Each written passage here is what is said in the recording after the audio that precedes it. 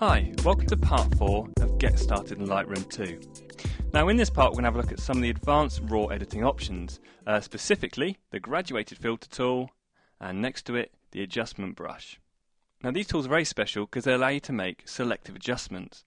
Now what this means is you can adjust one part of the image and leave the rest of it untouched. It's a very new way of working with RAWs, and these two features alone have expanded the possibilities in Lightroom no end.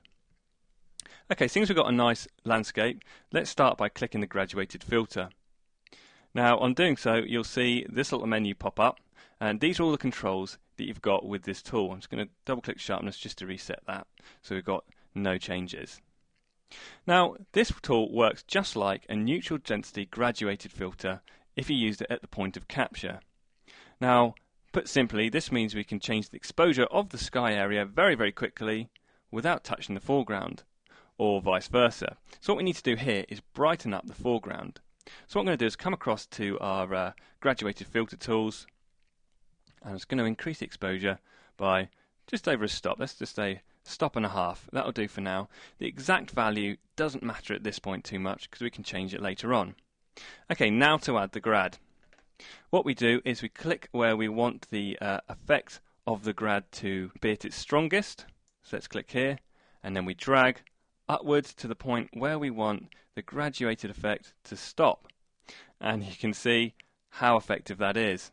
If I hold shift on the keyboard, we can just lock the rotation of that so it only going 90-degree angles, and we'll just drag that up and release, and there you go. We've already made a dramatic difference to this landscape image.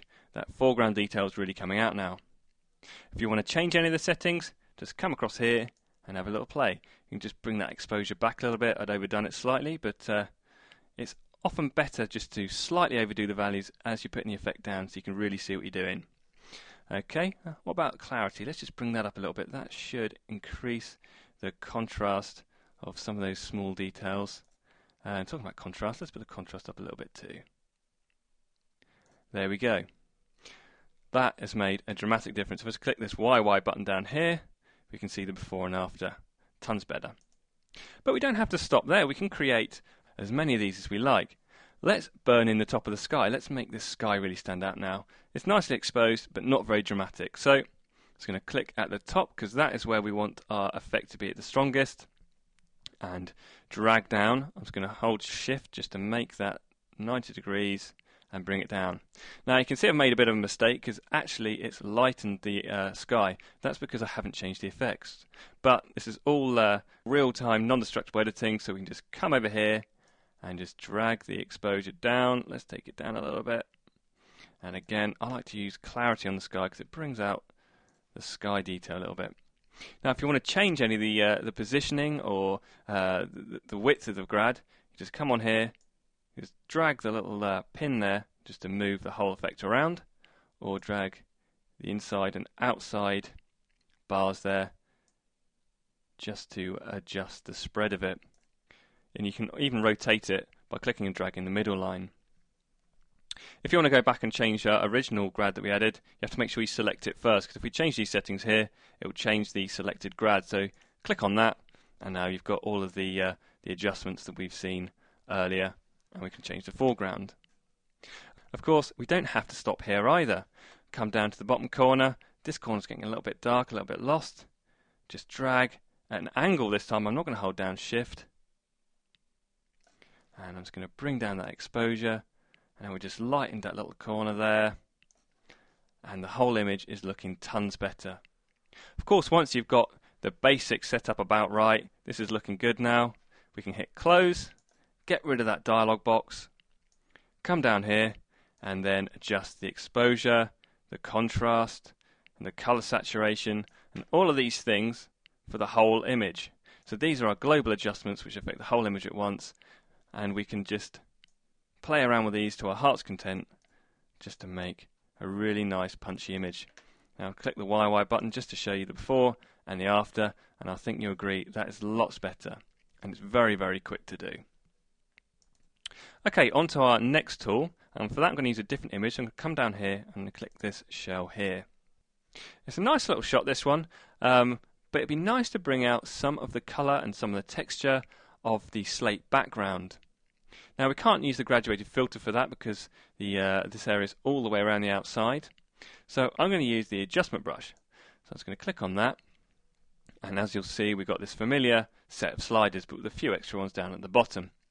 Okay, I meant to mention this with the graduated filter before, but if you can't see the sliders like this, click this little toggle up here. If you click that, this is the default view, and you just get plus and minus for all of the settings, and it's really not very clear what's going on, so I'd recommend you click that to give you the familiar sliders. Okay, so let's just increase the exposure, and let's increase the saturation. And now to actually apply our effect. This is a very simple tool to use, and all you have to do is paint onto your image to create the effect. But as you'll see, my brush at the minute is very small. That little circle there is all we're going to paint, and it's going to take us ages to colour in all of this area. So what I'm going to do is I'm going to increase the size, and as you'll see, a little brush preview down here just increases. Let's go for about that.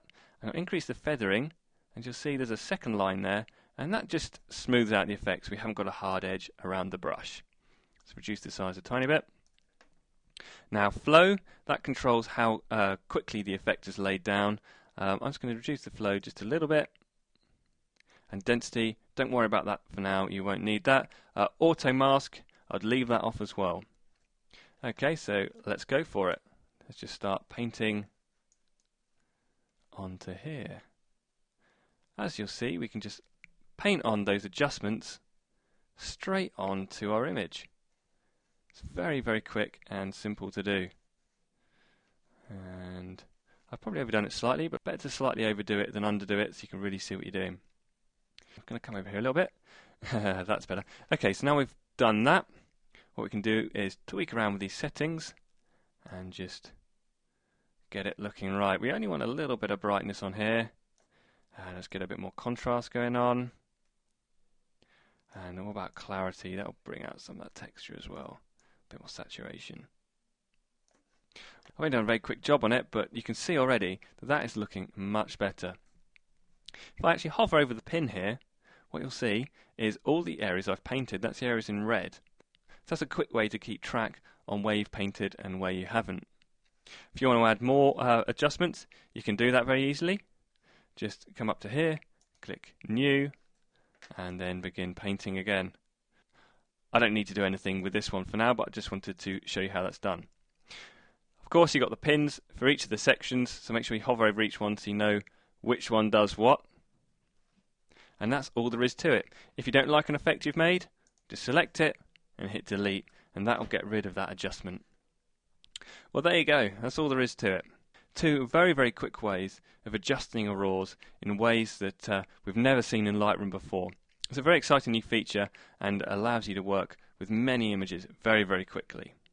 Read more about these techniques and a load more advanced editing options in the March '09 issue. That's out on the 25th of January. Thanks for watching, and I'll see you soon.